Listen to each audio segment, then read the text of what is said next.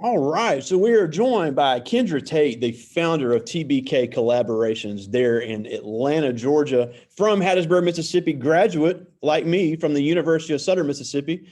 We are now recording this for here with our room here at Velma Jackson High School, and for our friends at Ridgeland High School and Germantown High School, and for our YouTube channel. So thank you so much for joining us. This is our entrepreneurship class.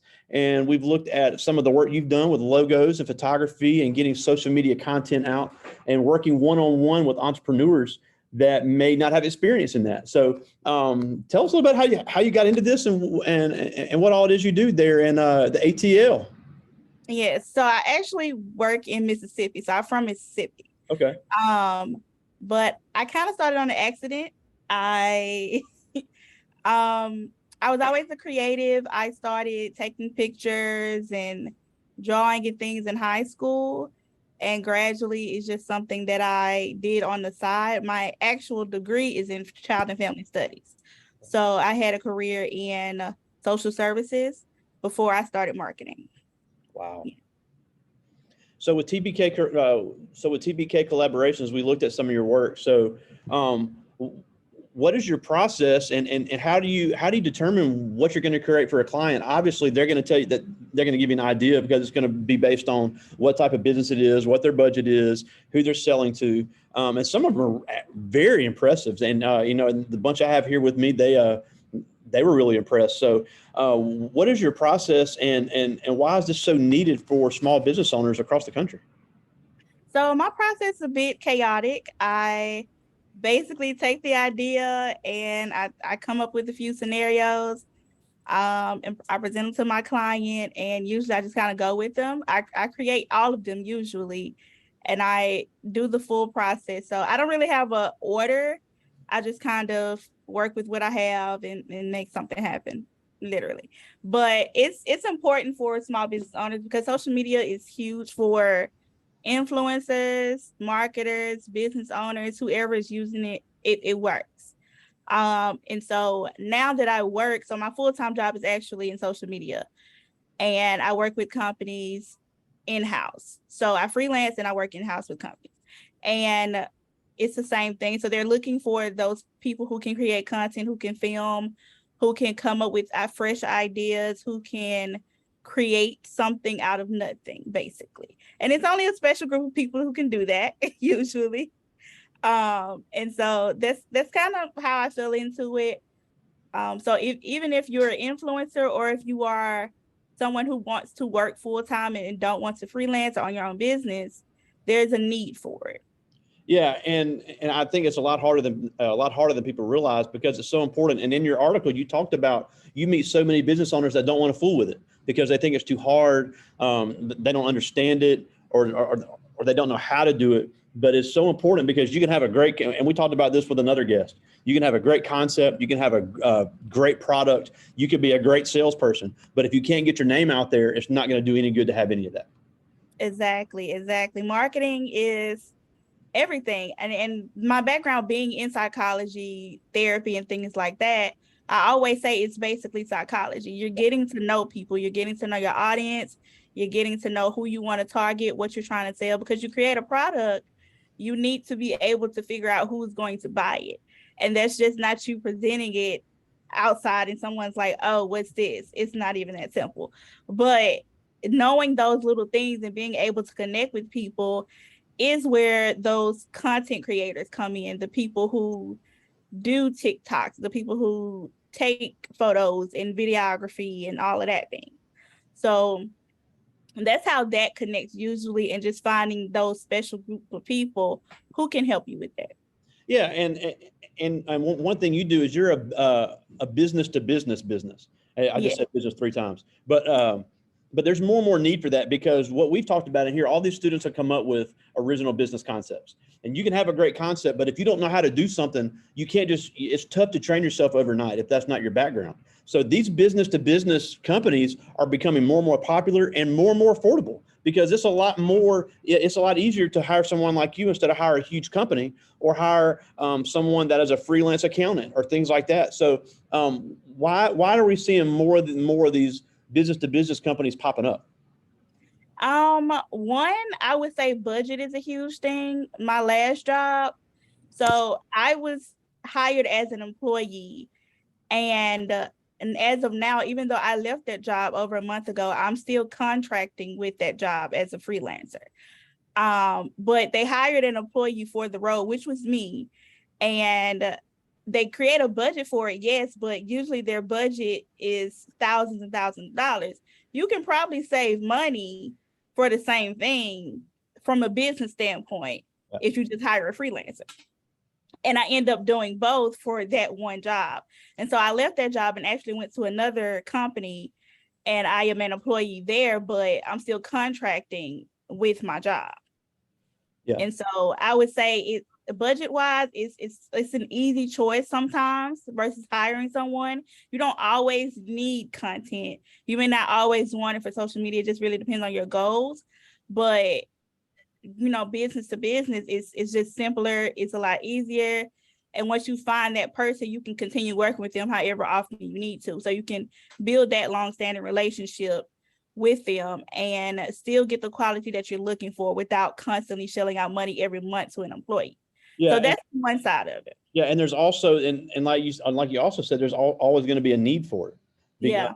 So, a lot of these young entrepreneurs, they want to have the cool storefront and all that stuff and want to grow way too fast when there's even more demand in the business to business model. Yeah. Yeah. And so for me, I tell people, like, I don't even market on social media. That's my business. But I'm pounding the pavement looking for the clients that don't want to be on there. So it wouldn't make sense for me to be marketing exponentially on social media when my client is not on there. Wow. So that's the side of marketing to like pay attention to. So who are you looking for? Who is your target audience, and where can you find them? Incredible. Wow. That is a great point. Yeah. Now, one thing, and I read about this too, but one thing I like to ask a lot of guests this about: you're an employee and an entrepreneur. We meet people that are full-time entrepreneurs, part-time employees, full-time employees, part-time entrepreneurs. What are the pros and cons of that? Because obviously you can't put all your eggs in one basket either way. So Yeah. how do you balance that, and what's the pros and cons of that? The pros and cons, I would say, is finding your schedule and finding out where you can put your time at. So my business side is not consistent. You don't always just automatically have clients. I ended up falling into this because somebody asked me to help them, and I started off working for $250 a month. And so I recently probably gradually raised that to maybe $1,000. Wow. So it takes time, one, to develop that relationship, especially if you're starting out into something, that I do.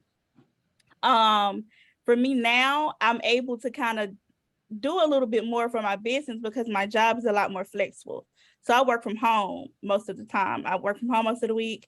I go film one day out of the week. I do all of that, get all that out the way. I'm editing my videos, getting my captions together, gathering the content. And so then I still have free time because my schedule is a lot more flexible. But if I was in the office 9 to 5, it would be totally different.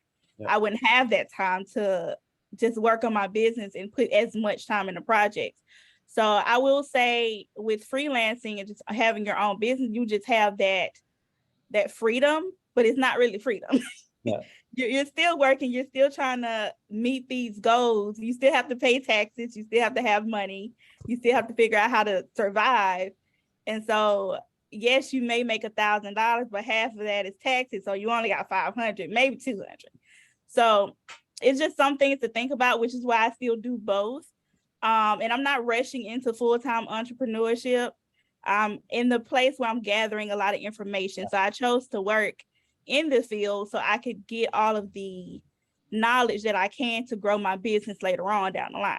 Yeah, and it's shocked, and I got to admit, I was shocked because I would say about 80% of the guests we have, and we've had them from across the country, are still employees of some sort, even if it's part-time, because like you said, if the business isn't consistent, they want to hold on to any benefits that the corporate they're getting through a corporate. They're not having to pay for it themselves. So it is also a cost-cutting measure to even be a part-time employee in some cases. So more and more of these entrepreneurs we see, some have gone all in, but that is a very, very difficult jump to make. Yeah, it's definitely not easy.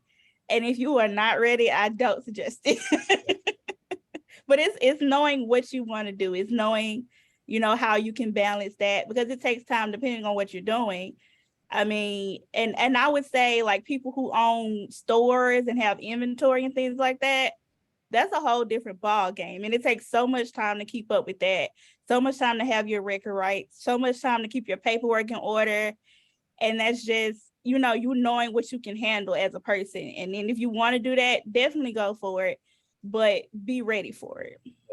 Now, also something, and you briefly mentioned this, but something that I see a lot, especially with some of these of the younger business owners, especially in Black-owned businesses, is that they get out there and they've got a pretty cool concept, even if they're marketing themselves well, but they're still not charging enough. They're more worried about, I'm 18 years old, I don't know if I could afford this. That's a huge mistake and a very easy trap to fall into, because I've had some kids come out of here and I'm like, look, you got a great product, but you're not charging enough. So how important is that to know your worth and charge correctly for the market?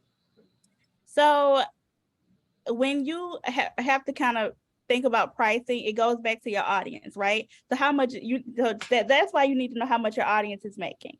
That's why you need to know what they like to buy, how much can they afford in this, what is their rent payment every month.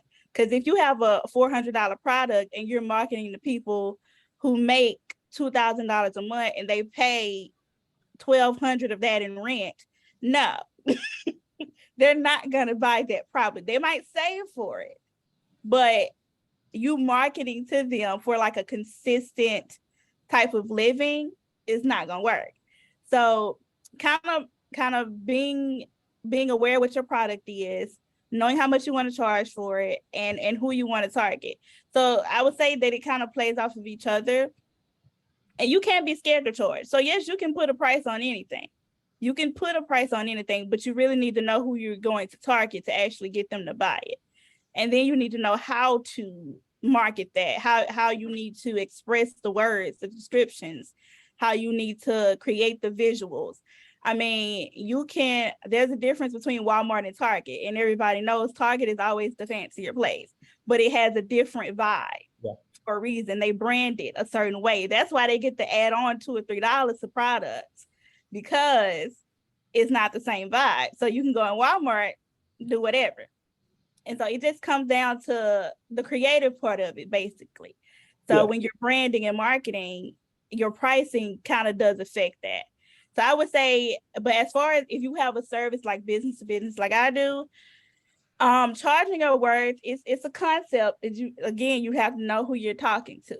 So if you're talking to small business owners, I can't charge $10,000 for services. I can if I was talking to someone who could afford it. Yeah. But my clientele at the moment, and I know that that's where I'm marketing, and those are the people that I'm talking to, it's going to turn them off automatically for me to be like, yeah, it's $10,000 a month.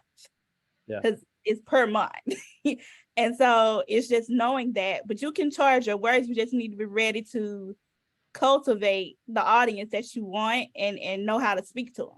Yeah, and be able to provide value. A big term I use it here a lot is perceived value. If people think they're getting their money's worth, they'll pay it.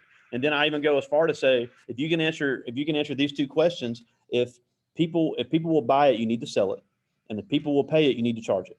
If you can do that, a lot of things can fall into place. But that's easier said than done. But you need to find things people will buy and charge things people will pay. But you're so right on knowing the target market and knowing who you're dealing with. But yeah, it's just so many business owners that are young, undercharged, and they work, and it's like they're spinning wheels. And that's a very important to realize. And we're about to start on mission and vision statements in this class. And a lot of something I say is you can change things. You can't. It's really hard to change your mission and vision. You can change your price. You can change. I'm sure you see this. You can change your logo. You can change your. Change the way you put yourself out there. So all that's important as well. I do have some questions I want to get to from the kids here, and these are all seniors.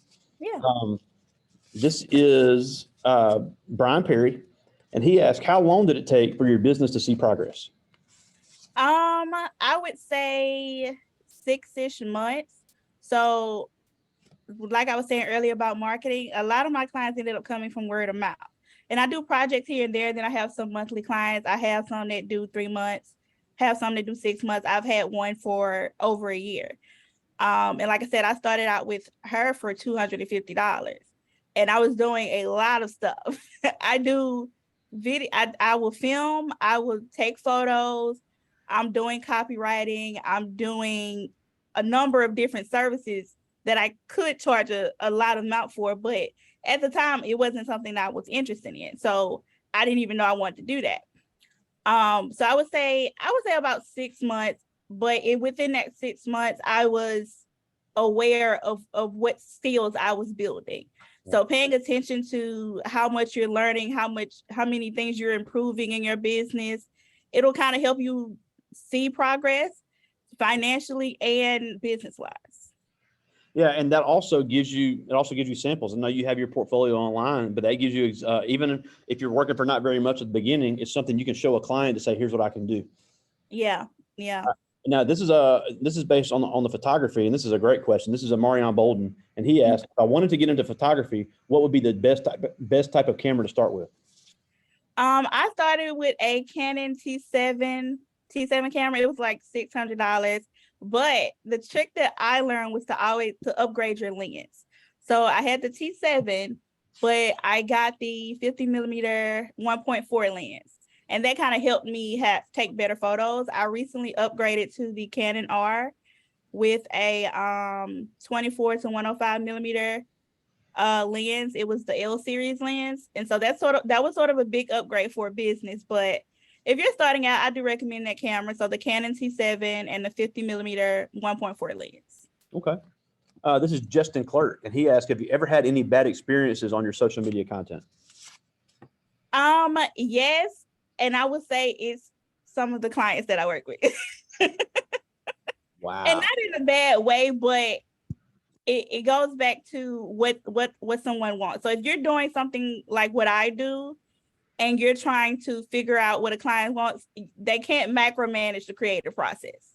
You know, you can't always expect whatever you're trying to do to come out right. And so even with me, when I'm creating or when I think a project is going to go well, it might not. And that's okay. It really is okay. You have really great ones and you have really trash ones. And sometimes when I'm getting new clients, I'm like, I don't even know if I could do that, but I'll try it. And if I like it, I'll charge you for it.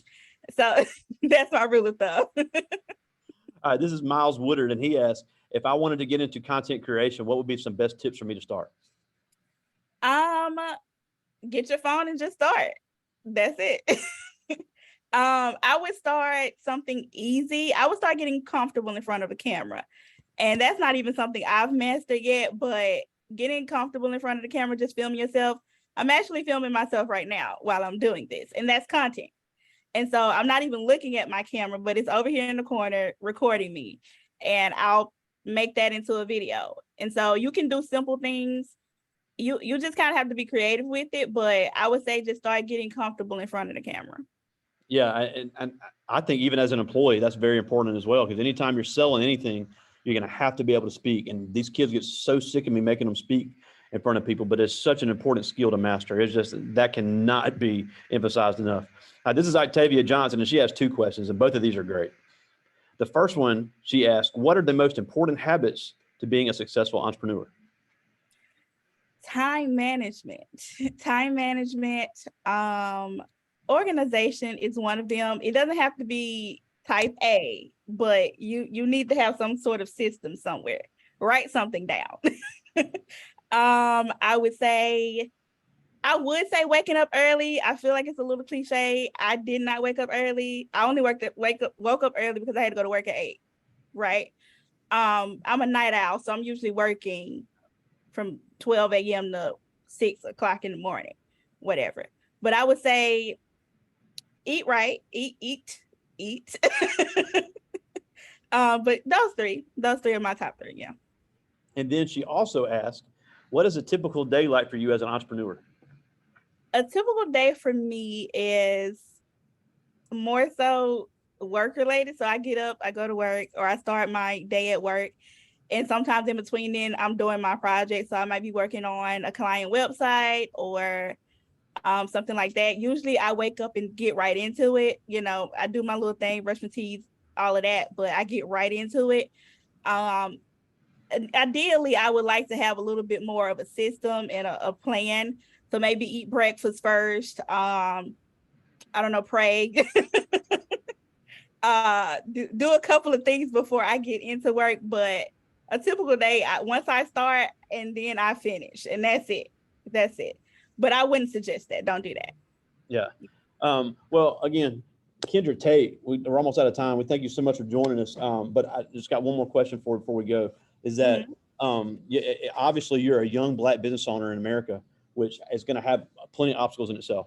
So for all these young Black kids in here with me now, any watching later, or any of these young ladies to be female business owners, what are some things they can do now to prepare for the same obstacles that they're going to face that you've already faced? I would say start being comfortable and knowing what you want. So when you know you want something, stand 10 toes on that. Like, don't budge on that. When you get around people, you don't have to shrink yourself. Like, be confident in who you are and you know what you bring to the table. I would say pay attention to where you're at. Be mindful of what audience you're talking to at any given moment, whether you're at work, whether you're shopping, whether you're, doing anything. Be mindful of the people you're talking to and know how to express yourself. So you may not say anything, but if you know how to walk and pay attention and listening is a top tier thing I would always suggest. No, just listen. Just always listen. And I would say always have supporters. So have a support group. And it doesn't have to be big, but I have a therapist. I'm in therapy. I have a trainer, and you don't have to pay for these things. Sometimes you do, but go to therapy, find some mental health counseling, get your friends, make sure you're always spending time with your family or friends if that's, something you have available. Find people, meet people, get to know people, network. Networking is huge. That is something I've been doing for the past couple of months, and I've partnered and networked with a lot of Black business owners, and they're going to be supportive. Once you find the right people, they will support you heavily. And so I suggest doing that for sure. Yeah, and it's like I said, you never know who people know because we share a mutual, unbelievable friend. That's just crazy how small the world is. Before we go, tell us where to find you, find all your stuff online. So you can find my Instagram at 2.b.continued with a K. That is my main page, and my website. If you want to message me, you can DM me. You can message me, Kendra Tate, KyndraTate. That should be everywhere. That's awesome. Well, Kendra Tate, we thank you so much for joining us. Great stuff. Great content creator, TBK collaborations, and I'm actually going to be in Hattiesburg tomorrow for the USM game. So really, I see you're in. I may snap it up for the gram. Yeah. All right. Well, thank you so much for taking some time for us today. We'll talk to you later. You're welcome. Thank you. Yeah.